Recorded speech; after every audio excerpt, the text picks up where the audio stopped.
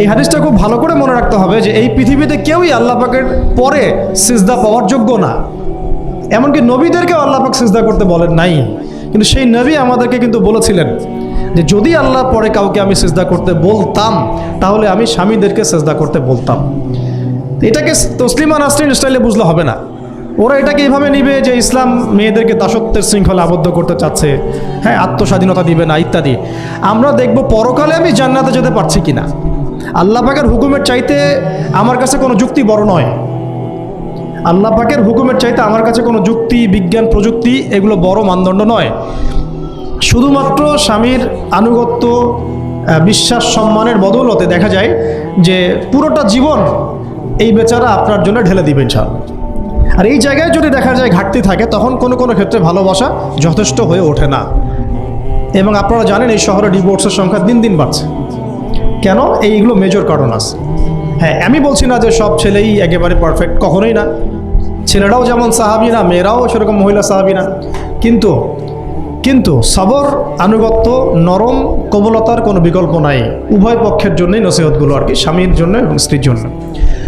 আরেকটা বিষয় হচ্ছে যে স্বামীর পরিবার নিয়ে খোঁটা না দেওয়া, স্বামীর যে বাবা মা ভাই বোন এই ব্যাপারগুলো নিয়ে খোঁটা দেওয়া না দেওয়া বা খোঁচাখুচি না করা, এবং তার যে অবদান আপনার প্রতি এটাকে অস্বীকার না করা, কুফরি না করা।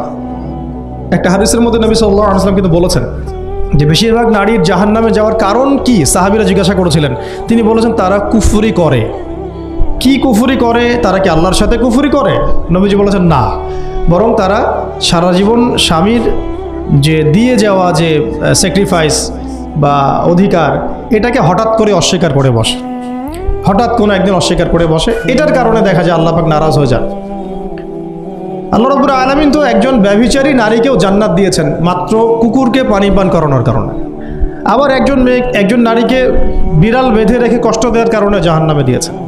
তো জবান এমনই একটা কঠিন জিনিস যেটাকে নিয়ন্ত্রণে না রাখলে আমাদের জন্য ক্ষতি হবে। আল্লাহ পাক আমাকে আপনাদের সবাইকে জবান হেফাজতে রাখার তৌফিক দান করে দেন।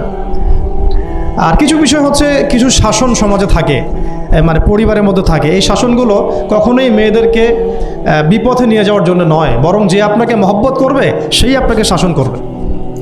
যে আপনাকে মহব্বত করে সেই কিন্তু আপনাকে শাসন করবে। যার আপনার ব্যাপারে কোনো কেয়ার নাই সে কিন্তু আপনাকে শাসন করতে আসবে না। আপনি কোথায় যান তার তো কোনো যায় আসবে না। আর যে আপনাকে চাইবে, জোর করে টেনে নিয়ে আসতে চাইবে জান্নাতের পথে, সে কিন্তু আপনার উপর মাঝে মাঝে শাসন করতে পারে। ওই অধিকারটুকু দিতে হবে। আর আমাদের মেয়েদেরকে ওই মেজাজেও তৈরি করতে হবে। তো পারিবারিক বিষয়গুলোর ক্ষেত্রে আসছিলাম, এটা একটু পরে আবার আসতেছি ইনশাআল্লাহ, যে ইলমের সাথে আমলটা খুব জরুরি। এবং আমলের ক্ষেত্রে শুধু নামাজ, রোজা, হজ, যাকাত এটাকে আমি মিন করছি না।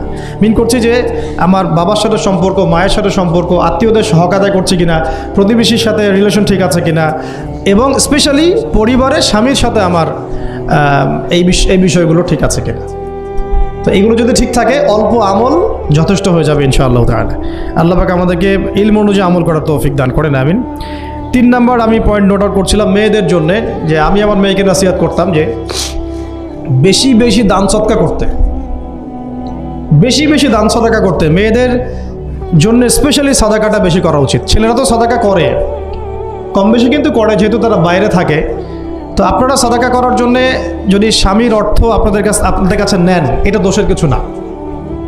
চেয়ে নেওয়া, বলে নেওয়া, তাদের কাছ থেকে অর্থ নিয়ে সাদাকার একটা অংশ রাখা। দেখেন, আবু বকর রাদিয়াল্লাহু আনহুর নাম তো সবাই শুনেছেন। তিনি যখন খলিফা হয়েছিলেন তখন তার স্ত্রী কিছু কিছু করে সম্পদ জমিয়ে রাখতেন, খাবার জমিয়ে রাখতেন। পরে একদিন ভালো একটা খাবার রান্না করে খাইয়েছেন ওই জমিয়ে রাখা খাবার থেকে। এখান থেকে একটা বিষয় বুঝতে পারলাম, সম্পদ সেভ করা শিখতে হয়। একদম আমার ইনকাম আছে বলি যে একদম পুরো 1 লাখ টাকা ঢেলে দিতে হবে মাসে, জরুরি না। 10,000 টাকা করে সেভ করার চেষ্টা করেন। হয়তো এই 10,000 টাকা একটা পরিবারের ভরণ পোষণের জন্য যথেষ্ট হয়ে যাবে।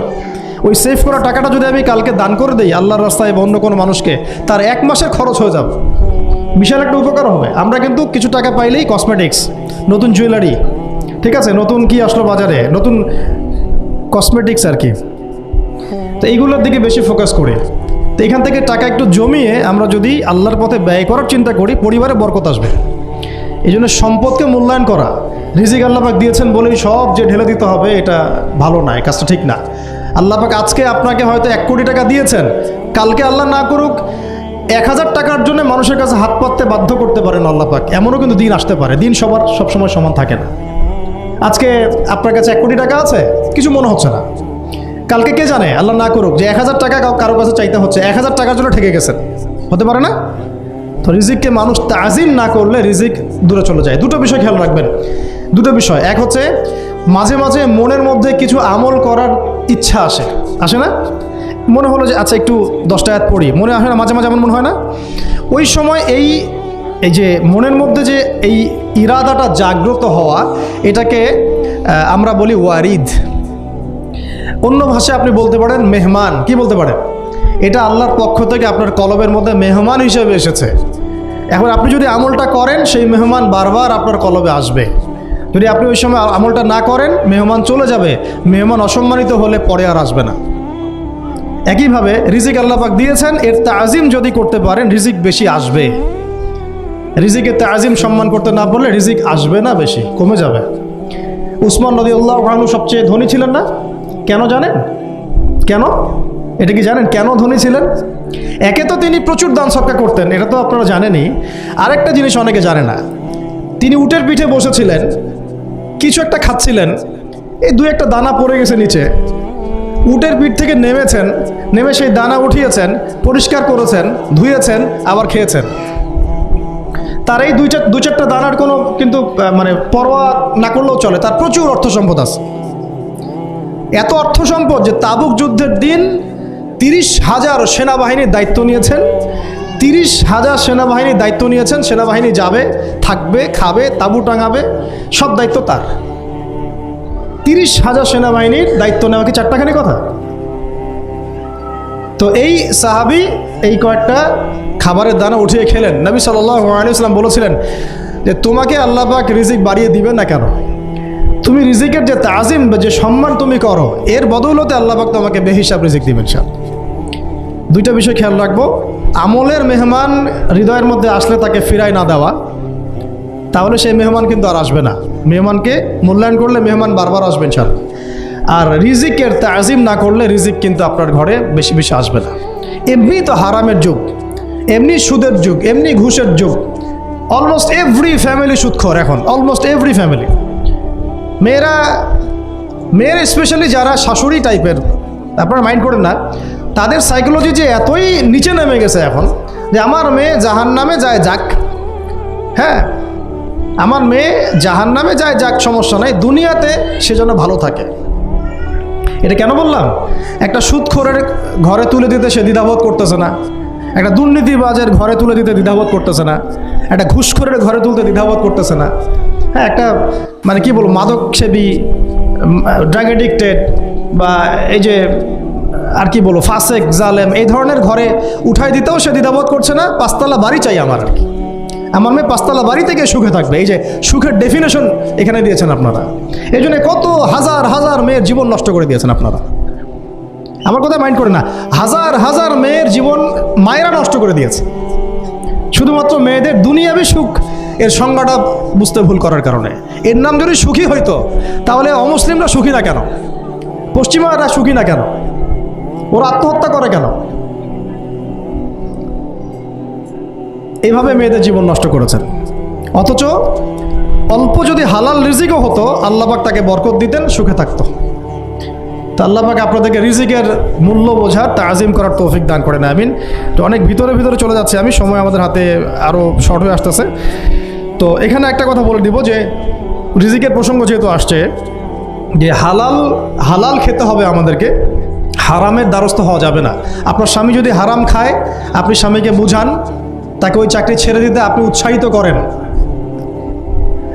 আমি আপনাদেরকে একটা অনেস্টির সাথে একটা কথা বলি, যত এই যে প্রশাসনে যত ঘুষখোর আছে, ঠিক আছে, যত দুর্নীতিবাজ আছে, যত মাদকসেবী আছে, মাদকের ব্যবসায়ী আছে, যত সুদখোর আছে, এরা সবাই কেন এই খারাপ কাজগুলো করে জানেন?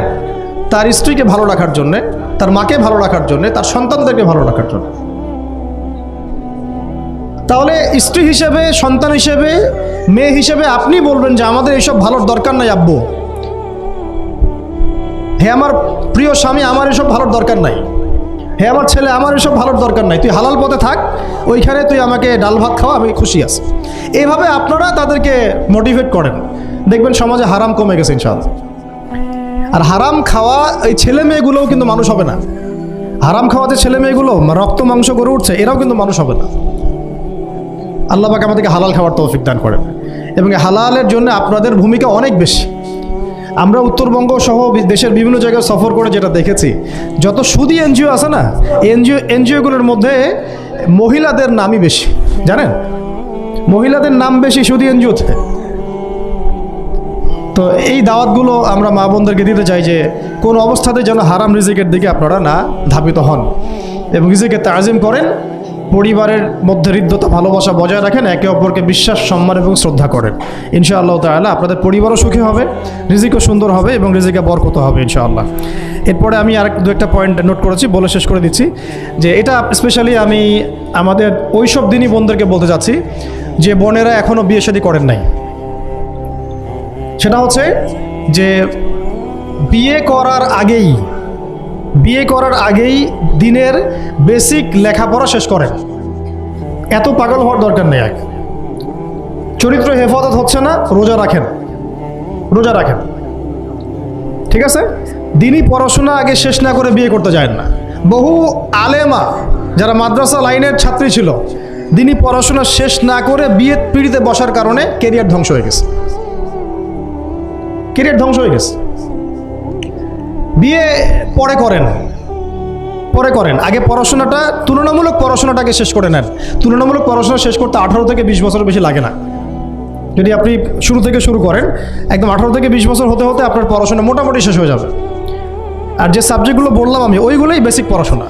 এখন এটা হয়তো সবার ভাগ্যে নসিব নাও হতে পারে, সেক্ষেত্রে বিকল্প অপশন আমরা যাব, কিন্তু আগে মূলনীতি হচ্ছে একটা লেভেল পর্যন্ত পড়াশোনা করার পরেই বিয়ে করেন। কারণ বিয়ের পরে আপনার যত রেসপন্সিবিলিটি আসবে, এটা তখন পড়াশোনা মেনটেন করা এতটাও সহজ না, প্রায় অসম্ভবের পর্যায়ে পড়ে যায় আর কি। আর দু একটা বাচ্চা কাচ্চা হয়ে গেলে তো তখন আর কোনো কথাই নাই। তাহলে আপনারা কি আমাদেরকে আয়েশা রাদিয়াল্লাহু আনহার মতো একটা প্রজন্ম দিতে পারবেন না? যদি এটা আপনাদের উদ্দেশ্য হয়, সেক্ষেত্রে কি পড়াশোনা শুরু থেকে করা উচিত না? এখন এই সুযোগটা আমাদের সব বন্ধুদের সামনে হয়তো থাকে না, এই জন্য আমরা বললাম যে বিকল্প অপশনগুলোতে আপনারা দিন শেখার চেষ্টা করেন। আর এরপরে যখন বিয়ে করবেন, পড়াশোনা মোটামুটি শেষ হয়েছে, বিয়ে করবেন, এখন 18-20 বছর বয়স হয়ে গেছে, এখন আল্লাহর ওয়াস্তে দুনিয়াবি বিষয়কে সর্বোচ্চ অগ্রাধিকার দিয়েন না। আজীবন পস্তাবেন, এবং একবার পস্তানো শুরু করলে এই পস্তানো আজীবনও শেষ হবে। তখন মেইল করে মেসেজ করে কোনো লাভ হবে না, কারণ আপনি বিয়ের আগে দিনকে প্রাধান্য দেন নাই, বরং দুনিয়াকে প্রাধান্য দিয়েছিলেন। আপনি বিয়ের আগে দিনকে প্রাধান্য দেন নাই, বরং দুনিয়াকে প্রাধান্য দিয়েছেন। যখন আপনি সবসময় পরকালকে, আল্লাহকে, তার রাসূলকে প্রাধান্য দিবেন, দিনকে প্রাধান্য দিবেন, দুনিয়া আল্লাহই গুছিয়ে দিবেন। আর যখন আপনি দুনিয়াকে সর্বোচ্চ অগ্রাধিকার দিবেন, দিন আপনার কাছ থেকে দূরে সরে যাবে। দিনের একটা গায়রত আছে, একটা ব্যক্তিত্ব, দিনের একটা স্বতন্ত্র গায়রত আছে, সে সবার কাছে ধরা দেয় না। যেটাকে মূল্যায়ন করে তার কাছেই দিন আসে, যেটাকে মূল্যায়ন করে না তার কাছে দিন আসে না। তো দিনদার ছেলেকে প্রাধান্য না দিয়ে বিয়ে করতে যায় না, জীবনটা ধ্বংস হয়ে যাবে। হ্যাঁ, আমি বলছি না দিনদার ছেলে মাদ্রাসাতেই থাকে না, ইঞ্জিনিয়ার লাইনেও থাকতে পারে, ডক্টরও হতে পারে, ইঞ্জিনিয়ারও হতে পারে, কিন্তু এটা বাহ্যিকভাবে এটাকে জাস্টিফাই করাটাও ডিফিকাল্ট। কিছু ক্রাইটেরিয়া দেখে আপনি একটু আন্দাজ করতে পারেন, পুরোপুরি হয়তো কখনোই বুঝতে পারবেন না।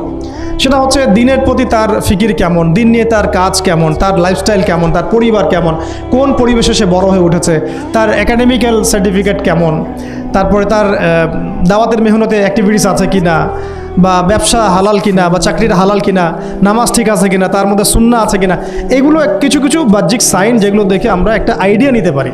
তারপরে বলবো যে এখানে 100% আপনি এনশিওর হতে পারবেন না, ওইটা আল্লাহ পাকের হাতে। তো ওইটাও যদি এনশিওর করতে চান তাহলে কি করতে হবে? তাহলে নিজেকে দিনদার হতে হবে। আমি নিজে যদি ভালো দিনদার হই তাহলে ইনশাআল্লাহ আল্লাহ পাক আমাকে দিনদার স্ত্রী দিবেন। নিজে দিনদার না, তাহলে কি রেডিমেড দিনদার ছেলে আসবে? কখনই আসবে না। দোয়া করতে হবে, রব্বানা হাব লানা মিন আজওয়াজিনা ওয়া যুররিয়াতিনা কুররাতা আ'য়ুন ওয়াজআলনা লিল মুত্তাকিনা ইমামা। দোয়া করতে হবে যে রব্বি হাবলি মিনাস সালিহিন, রব্বি হাবলি মিন লাদুনকা যুররিয়াতান তাইয়্যিবা ইন্নাকা সামিউদ দুআ। এই বিষয়গুলো দিকে খেয়াল রাখবেন। আর শরীয়তের মেজাজ মাথায় রাখা।